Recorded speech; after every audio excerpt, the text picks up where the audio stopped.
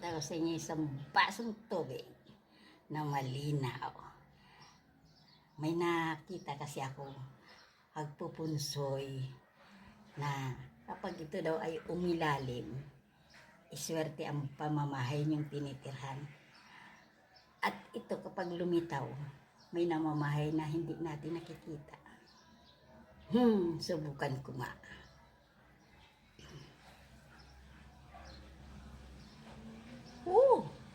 Lumitaw.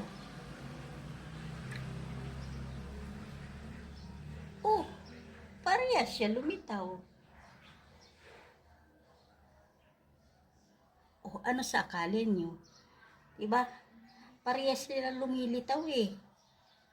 Hindi umulalim yung malas pala ang bahay ko. Hindi naman siguro. Kasi dati bahay kubo ang aking bahay dito.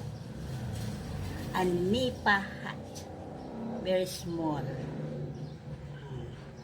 Yun ngayon, my house is big now. Paano magiging malas? Then, may namamahay dito. Pwede siguro meron, pero dahil ako ay mabait, syempre, walang gagalaw sa akin na masama. At marunong akong makiusap sa hindi ko nakikita. Di po ba? Pag mabait kayo, huwag kayong maging masama. Kahit hindi natin nakikita, makiusap tayo. Ako, pwede yung nangyayari dito. Kasi pag nakiusap ako, tinutulungan pa ako. Yun po. Kaya, okay lang kung may bumabahay dito. Kasi, naman ako takot.